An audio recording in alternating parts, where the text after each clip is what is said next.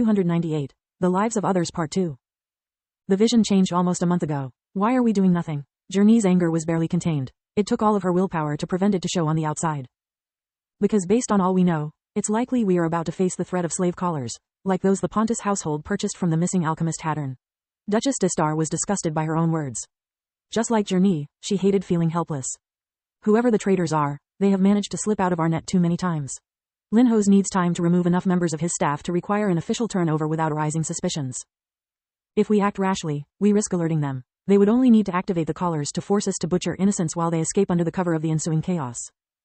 We are lulling them into a false sense of confidence, so that our first strike will also be the last. Her hands were clenched so hard they were white, the blood drained from her fingers. Easy for you to say. It's my little girls that live in that death trap, not yours. Why can't we at least warn them? To achieve what? Spook them? Spook the traitors? We may be wrong about the collars.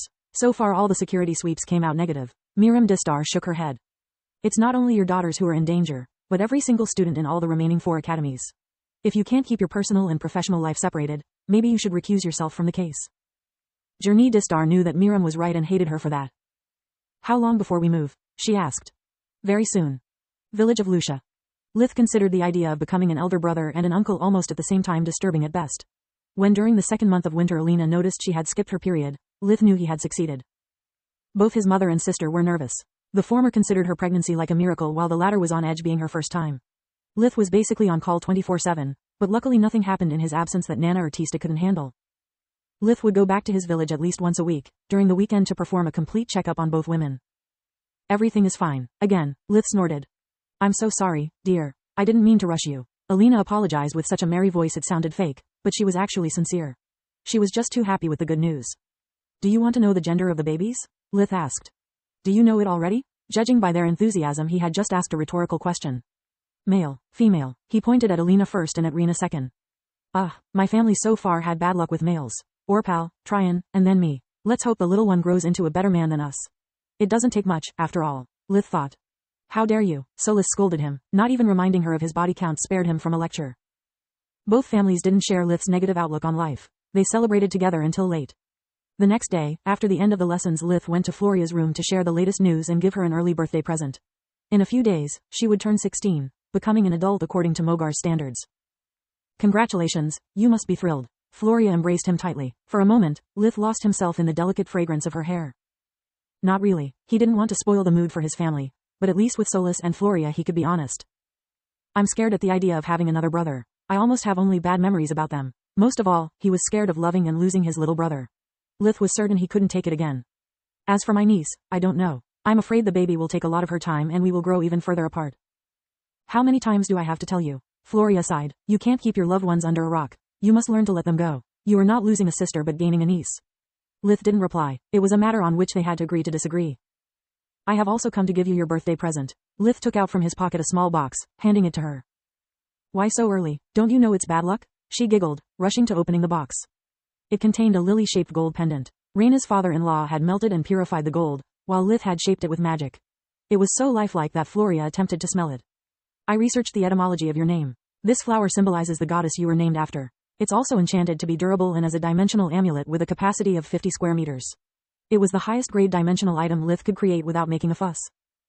Thanks, it's a wonderful gift. She attempted to kiss him, but Lith stopped her. That's just my cover story gift. Otherwise people would think I'm even more of a cheapskate than I already am. What's the real gift, then? Floria was puzzled.